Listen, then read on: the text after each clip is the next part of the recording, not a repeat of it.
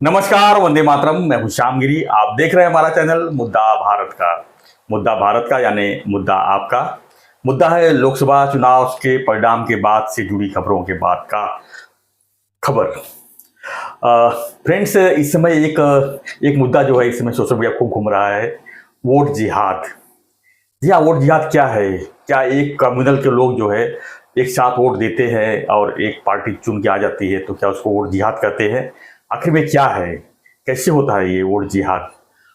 इसी पर थोड़ा चर्चा करेंगे और जानेंगे कि लोकसभा चुनाव में इस बार जो नैरेटिव किस तरह का रहा, खासकर बीजेपी के खिलाफ। हमारे साथ में विवेक जोशी जी, जो राजनीतिक विशेषज्ञ भी हैं, सीनियर एडवोकेट भी हैं। हम इसे जानेंगे कि वोट जिहाद क्या है और इससे बचने के लिए और इसको और ठीक करने के लिए क्या कर सकते हैं, क्योंकि वो लोग वोट तो करते नहीं हैं और बाद में बोलते हैं ये वोट जिहाद है। ठीक है, आगे हम देखते हैं। सर, आपका स्वागत है एक बार फिर से, लंबे समय के बाद आप हमारे चैनल पे आए हो। क्या कहेंगे इस पे, जो आजकल एक वोट जिहाद की भाषा चल रही है और कई जगह से ऐसी खबरें भी आ रही है कि पूरे देश में कम से कम 100 से ज़्यादा सीट ऐसी है जहां पर एक कम्युनल के लोग जो है इकट्ठे वोट 100% वोट दिए हैं और जो दूसरे कम्युनल के लोग हैं वोट ही नहीं किए हैं। इसकी वजह से जो है खासकर बीजेपी को और एनडीए को जो है बड़ी नुकसान हुई है। आप क्या मानते हैं इस पर? जय हिंद, वंदे मातरम। दोस्तों, मेरा सर ऐसा मानना है कि सबसे पहले तो सर वोट जिहाद नाम की कोई टर्मिनोलॉजी है नहीं जी। हुआ ये था कि उत्तर प्रदेश के इलेक्शन में जो एक मुस्लिम लीडर हैं, महिला हैं, उनके मुंह से ये शब्द पहली बार निकला और वहां से ये शब्द जोर पकड़ गया और फैल गया। तो पहले तो उनका जो शब्दों का चयन था वो प्रॉपर नहीं था, क्योंकि जिहाद के सामने वोट जिहाद लगाना प्रॉपर नहीं था जी। तो वहां से ये शब्द चला और फिर ये कहीं ना कहीं एक तरह से जो दिखने को मिला कि सब इस बार जो है हिंदुस्तान में 18% मुसलमानों ने वोट एज ए ब्लॉक डाली। जी। मतलब कहीं भी डालेंगे लेकिन मोदी को नहीं डालेंगे। बीजेपी के खिलाफ, बीजेपी के खिलाफ जो था वो क्लियर चीज थी जी। और उसका जो कारण रहा वो ये कारण रहा कि जो 400 पार का नारा दिया गया, वो 400 पार का नारा की वजह से जो हुआ वो सबके सामने है। क्या 400 पार के नारा की वजह से लोगों को घबराहट हो गई कि कुछ अलग हो जाएगा? सर, कोई घबराहट नहीं हुई। इनफैक्ट आपको याद होगा मैंने आपके साथ एक वीडियो बनाया था जिसमें मैंने खुद बताया था कि 403 के आसपास सीटें आएंगी जी।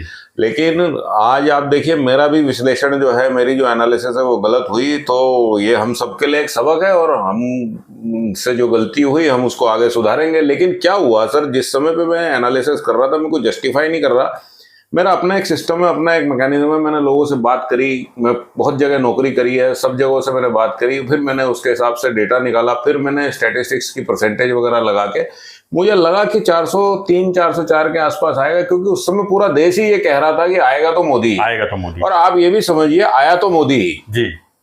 तो कहीं ना कहीं ये बात तो तय है कि भारतीय जनता पार्टी नरेंद्र मोदी के खिलाफ ये वोट नहीं पड़ा है। हाँ ठीक है, करेक्शन है और हमको अपनी गलती माननी चाहिए कि भाई हमने जो एनालिसिस करी वो गलत क्यों हुई, क्योंकि जो चल रहा था, जो नैरेटिव चल रहा था, वो वोट को सीट में कन्वर्ट करने में हम सभी लोगों की गलती हुई। जो परसेंटेज ऑफ वोट है उसको सीट में कन्वर्ट करने में सबसे बड़ी गलती हुई। और दूसरा सर, 4-5 अमुक बातें हैं जिनको हमको देखना चाहिए इस इलेक्शन में। अब मैं तो आज खुले तौर पे ये कहूंगा कि 2024 का इलेक्शन होने दीजिए, 2019 का इलेक्शन होने दीजिए, 2014 का इलेक्शन होने दीजिए, या उससे पहले जितने इलेक्शन हुए, हिंदुस्तान कभी भी डेवलपमेंट पॉलिटिक्स के ऊपर वोट करता ही नहीं है। बिल्कुल। हिंदुस्तान में 2 मुद्दे हैं, एक मुद्दा है कास्टिज्म का, दूसरा है सोशो इकोनॉमिक डेवलपमेंट और स्कीम्स का जी। जो आदमी, जो पार्टी सोशल डेवलपमेंट स्कीम्स तो बात की बात है, कास्टिज्म को जिसने साध लिया वो पार्टी इलेक्शन जीत जाएगी। इस बार भाजपा वहीं मार खा गई। भाजपा को ये लगा कि जो हमने डेवलपमेंट किया है, जो हमने सड़कें बनाई हैं, जो हमने पुल बनाए हैं, जो हमने अच्छे काम किए, जो फैक्ट्रियां लाए हैं, जो भारत में फॉरेन डायरेक्ट इन्वेस्टमेंट लाए हैं, राम मंदिर लाए हैं, राम मंदिर का तो मुद्दा एक दूसरा, वो भी आपके साथ में चर्चा करूंगा। तो इन सब के बेस पे लोग हमें वोट करेंगे। लेकिन लोगों ने इस बार कास्ट और जाति और रिलीजन के बाहर जाके वोट किया। जी। तो इसलिए जो सीटों का लॉस हुआ, जो वोटिंग परसेंटेज का लॉस हुआ, वो उसी वजह से हुआ। अभी देखिए भाजपा का जो अपना वोट है वो उसके साथ इंटैक्ट था। लेकिन हुआ क्या सर, देखिए दो तीन चीजें जब मैं हमेशा ये कहता हूं कि जब आप कोई बड़ी बात कह रहे हो तो उसको कम्युनिकेशन प्रॉपर कीजिए। मोदी जी ने बोला कि मैं 400 पार, अब की बार 400 पार। हम सब ने भी कहा कि हाँ भाई 400 पार जो है वो अचीवेबल है। लेकिन उसके साथ मोदी जी ने दो तीन चीजें लोकसभा के पार्लियामेंट में कही, पटल पर कही। उसमें यह कहा कि अब देश बड़े नतीजों के लिए तैयार हो जाए, बड़े डिसीजंस के लिए तैयार हो जाए, बड़े गंभीर डिसीजंस के लिए तैयार हो जाए। चूक कहां हुई, वो ये हुई कि उन्होंने ये बताया नहीं कि वो क्या डिसीजन लेने वाले हैं। उस चीज के ऊपर जो आपका अपोजिशन है वो खेल गया। जी। अब मोदी जी अपने बोल्ड डिसीजंस लेने के लिए जाने जाते हैं, उनकी टीम अपने बोल्ड डिसीजन लेने के लिए जानी जाती है। अगर मोदी जी ये बात बोल देते कि मैं ये चीज प्लान कर रहा हूं हिंदुस्तान के लिए, आप मुझे लाओगे तो मैं ये करूंगा, तो लोग वोट इधर ही देते। लेकिन जो अपोजिशन था उसने एक नैरेटिव खड़ा किया जो पहले जो फर्स्ट फेज ऑफ इलेक्शन थी उस तक नहीं था। उसके बाद खड़ा हुआ कि मोदी जी अगर 400 पार कर गए तो ये संविधान बदल देंगे। उसके बाद मोदी जी अगर 400 पार कर गए तो ये रिजर्वेशन को हटा देंगे। मोदी जी अगर 400 पार कर गए तो ये मुसलमानों भगा दिया जाएगा, सीए, एनआरसी, दुनिया भर की चीजें ला देंगे। और ऊपर से जो मंदिरों का, जो बाकी के मंदिरों का जो मसला अभी चल रहा है उसको ये एक तरफा निर्णय दे देंगे। तो सबसे बड़ी चीज ये है कि ये जब नैरेटिव चले, इन नैरेटिव को भारतीय जनता पार्टी ने इफेक्टिवली काउंटर नहीं करा। अभी देखिए आपको मैं बताता हूँ, अभी रिसेंटली जब मोदी जी पार्लियामेंट के भवन में गए, जब उन्होंने मीटिंग करी तो उन्होंने सबसे पहले जाके भारत के संविधान को उठाया, माथे से लगाया। जिस समय पे ये नैरेटिव चला था, अगर उसी समय भाजपा की तरफ से नरेंद्र मोदी जी आदरणीय श्री बाबा साहब अम्बेडकर जी के स्टैचू के पास जाकर अगर संविधान को हाथ में लेके कसम खाते कि भाई मैं कुछ भी करूंगा संविधान को टच नहीं करूंगा, तो ये मुद्दा वहीं खत्म हो जाता और मैं रिजर्वेशन को खत्म नहीं करने वाला हूं। तो उससे क्या है, जो हमारी ओबीसी वोट थी, जो हमारी एससी एसटी वोट थी, वो उधर नहीं जाती। बिल्कुल। अब हुआ यह कि हिंदुस्तान की जो एससी एसटी ओबीसी वोट थी वो भाजपा को मिली नहीं, और मुस्लिम वोट जो भाजपा को आ रही थी वो वैसे भी नहीं आ रही थी। तो जिस हिसाब से आज मुस्लिम लोगों ने जाके मतलब वोट करी है, मुस्लिम मतदाताओं ने वोट करी है, तो उन्होंने एंटी बीजेपी वोट करी है। वो बात बड़ी क्लियर है। अब वो उनका अपना पर्सनल, उन्हें नहीं पसंद है तो नहीं पसंद है, वो तो पहले से चला आ रहा है। लेकिन एक बात मैं आपको आज एक बात बोलता हूं, सब ये पूरा चुनाव परसेप्शन और डिसेप्शन पे लड़ा गया। इसमें मुद्दा नाम की कोई चीज नहीं थी। बीजेपी भारतीय जनता पार्टी ये परसेप्शन बनाने में लगी हुई थी कि हमने डेवलपमेंट किया है तो हमारे डेवलपमेंट को देख के आप हमें वोट दीजिए। लेकिन सामने वाले क्या बोल रहे थे, वो ये डिसेप्शन कर रहे थे कि भाई इसको अगर तुम अब की बार लाए तो संविधान बदल जाएगा। लेकिन आप पूरे चुनाव होने के बाद भी आप ये बात देखिए, हिंदुस्तान लाया तो मोदी ही जी। क्योंकि लोग कहते हैं भाई एंटी मोदी वोट थी, मतलब इंडी गठबंधन के लिए फेवर में कुछ था। मैं आपको क्लियर बोलता हूं, किधर भी इंडी गठबंधन के फेवर में वोट नहीं थी और कोई एंटी मोदी एंटी बीजेपी लहर नहीं थी। लेकिन जो चुनाव का मैनेजमेंट था वो during the elections properly manage नहीं करे गए। और दूसरे जैसे कैंडिडेट्स हैं हिंदुस्तान में जो भारतीय जनता पार्टी ने चुने, वो कैंडिडेट्स के चुनने में कहीं ना कहीं मतलब भारतीय जनता पार्टी थोड़ी पीछे रह गई, असफल रही। अब जैसे अयोध्या का मुद्दा था, अयोध्या का मुद्दे में बीजेपी को, जो मैं बोलता हूं हमेशा, बीजेपी पहली बार मैं ये देख रहा हूं कि अयोध्या के मुद्दे को भुनवाने में पीछे रह गई, एकदम पीछे रह गई, क्योंकि इन्होंने इस मुद्दे की मार्केटिंग करी नहीं। इनफैक्ट इन्होंने क्या सोचा कि भाई राम मंदिर तो हमने बनवा ही दिया है, अब अगर हम इसके बारे में नहीं भी बोलेंगे तो हिंदू फिर भी हमें वोट देंगे। लेकिन मार्केटिंग की दुनिया में एक बात कही जाती है सर, जो दिखता है वो बिकता है, बिल्कुल। जो दिखा नहीं वो बिका नहीं।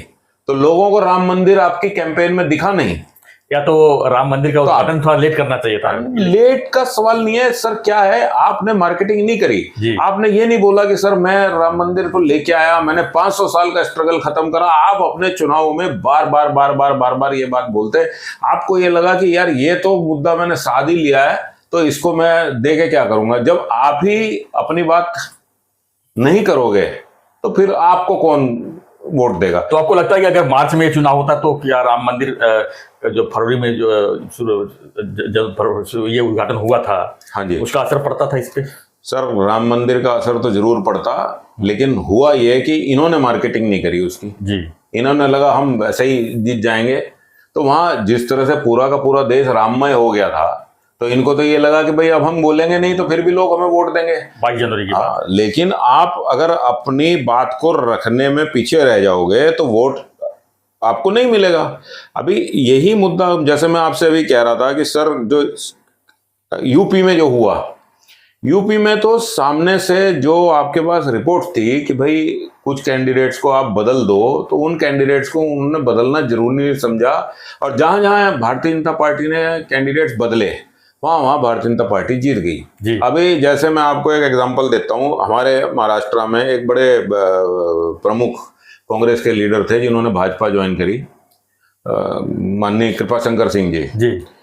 कृपाशंकर सिंह जी की पूरी politics despite of Uttar Pradesh का होने के बावजूद भी वो महाराष्ट्र में थे, वो मुंबई में थे और बहुत प्रखर व्यक्ति थे।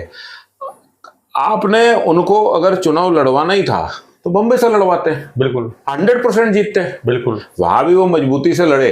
लेकिन आप सोचो, जब मैं अपनी जमीन छोड़ के दूसरी जगह जाके लड़ूंगा तो सर मेरी जो एनर्जी है, मेरी जो स्ट्रेटेजी है वो डिवाइड हो जाती है। तो बीजेपी को यहाँ पे ये चीज प्रॉपर करनी चाहिए थी।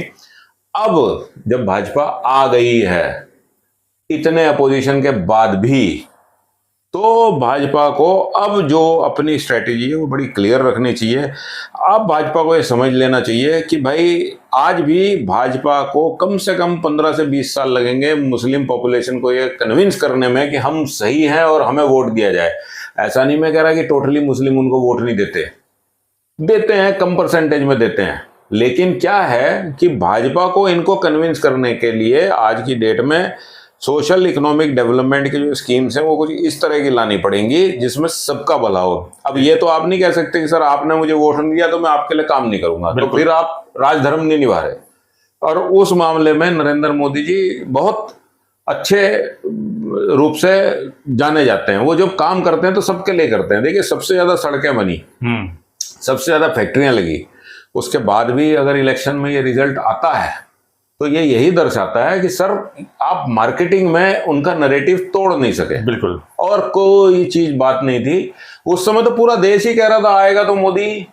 जो भले वोट मत दो, जो इंडी गठबंधन वाले हैं वही कह रहे थे कि भाई नहीं आएगा मोदी, बाकी तो सभी कह रहे थे आएगा तो मोदी। अब हिंदुस्तान में सब बेसिकली 4 या 5 प्रकार के हिंदू हैं जी। एक हिंदू है जो नेशनलिस्ट है, वो तो भाजपा का है, आप देख लो उन्होंने वोट भाजपा को ही दिए। दूसरा हिंदू है जो सेक्युलर है, जो कांग्रेस और इंडी गठबंधन की तरफ गया हुआ है, उसने वोट उनको ही देने थे। अब जो तीसरा तरह का हिंदू है वो है कम्युनिस्ट हिंदू है, जिसे कुछ लेना देना नहीं है, सब खराब है उसके लिए। चौथा तरह का जो हिंदू है वो फ्लोटिंग हिंदू है।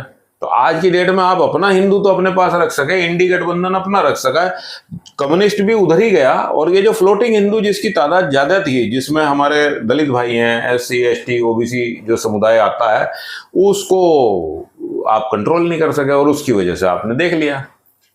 आप ये सोचिए, लोग कहते हैं कि नरेंद्र मोदी जी चुनाव में उनको नैतिकता के आधार पर रिजाइन कर देना चाहिए, उनको प्रधानमंत्री नहीं बनना चाहिए था। ये वही तो बेकार की बात कर रहे हो। इतने अपोजिशन, और हिंदुस्तान में जो टोटल वोट परसेंटेज है उसमें 18% मुस्लिम वोट्स हैं। 18% मुस्लिम वोट्स उधर गई जी, इधर नहीं आई। उसके बाद भी वो बंदा 242 सीट्स जो है जीत के लाया, उसके बाद भी उससे सरकार बनाई। अब भाजपा की जो सरकार अभी की है और जो अटल बिहारी वाजपेयी जी की जो सरकार थी, और अपना अडवाणी साहब जिसमें डिप्टी PM थे और गृह मंत्री थे, उसमें और अब की जमीन आसमान का फर्क है।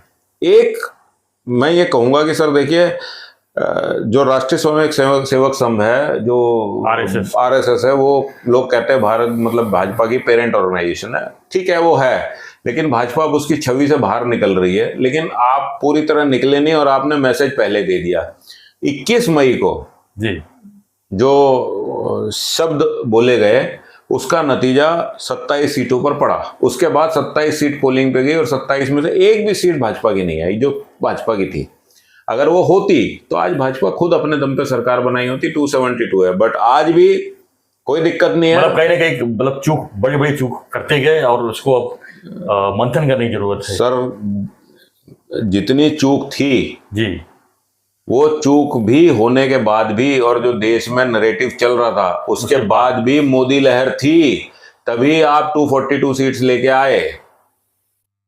अगर मोदी लहर नहीं होती और ये चूक इसी तरह से करी हुई होती और 2004 वाला हाल हो जाता तो है। सर ये 2004 वाला हाल हो गया था। जैसे उसमें साइनिंग इंडिया बिल्कुल इस बार 400 पार, 400 बिल्कुल, पार। ये सिर्फ और सिर्फ जो एक अच्छा काम किया, जो एक अच्छी बात करी, बस नैरेटिव आप मैनेज नहीं कर पाए। वो तो होता है, वो एक सीख है, हमारे लिए भी सीख है। और विपक्ष का तो काम ही है नैरेटिव फैलाना, उसको आप काउंटर करो अच्छे से। नहीं, विपक्ष का काम है नैरेटिव फैलाना सर। नैरेटिव जो है पॉजिटिव नैरेटिव होना चाहिए। आपने तो टोटली नेगेटिव नैरेटिव कर दिया। आप किस तरह का नैरेटिव चला रहे थे? मैं तो आपको बोल रहा हूँ, महाराष्ट्र के अंदर जो रिजल्ट आए वो तो सबसे ज्यादा शॉकिंग थे।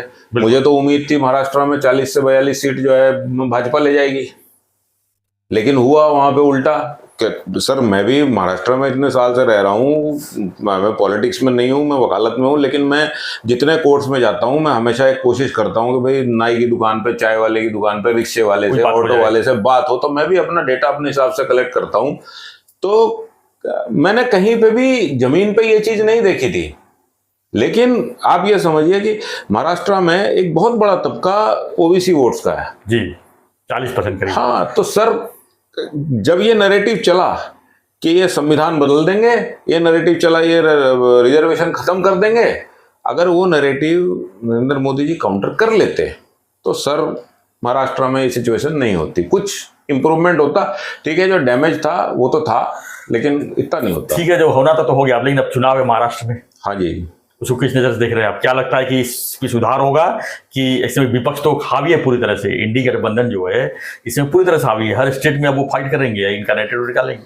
सर देखो, इंडी गठबंधन हावी है, आप यही बोल रहे हो जी। इंडी गठबंधन किधर हावी है कौन उसमें? अब आपको मैं आगे का राजनीतिक परिप्रेक्ष्य बता रहा हूं। उत्तर प्रदेश में जितना फायदा अखिलेश को हुआ, उससे ज्यादा फायदा कांग्रेस को हो गया जी। तो अगली बार अखिलेश और कांग्रेस साथ में नहीं आने वाले। आप पार्टी ने तो पहले ही हाथ खींच लिया, ममता पहले ही हाथ खींच चुकी है। अब यहाँ जो आपका महाराष्ट्र में जो होने वाला है, जिसमें अपने उद्धव भाई ठाकरे साहब हैं और उनके साथ में शरद पवार जी हैं और भाजपा है और कांग्रेस है, ये स्थिति आपको विधानसभा के चुनाव में नहीं दिखने वाली है। ये इंडी गठबंधन जो है ये अपने आप ही टूटने के कगार पे। अगर इसकी सरकार बन जाती तो इसका जो जिंदगी है वो कुछ दिनों के लिए और बढ़ जाती, क्योंकि इसकी सरकार बनी नहीं जी। बिना सत्ता के ये कुछ नहीं कर सकते, तो ये आज टूटना ही है। लेकिन हाँ, अगर भाजपा को भारत में मतलब महाराष्ट्र में अगर चुनाव जीतना है और अपना मुख्यमंत्री बनाना है, तो मैं तो ये कहूंगा कि भाजपा प्री पोल अलायंस ना करे, पोस्ट पोल अलायंस करे, अकेले चुनाव लड़े और शिंदे साहब अपना अलग लड़ें और भाजपा अपना अलग लड़े, और उसके बाद पोस्ट पोल के बाद आप युति कर लो। लेकिन आप अभी से महाराष्ट्र की जनता को क्लियर बोल दो कि हम प्री पोल अलायंस में नहीं है, हम पोस्ट पोल अलायंस करेंगे। उसमें जो है आपको जो रिजल्ट देखने को मिलेगा वो अलग ही देखने को मिलेगा।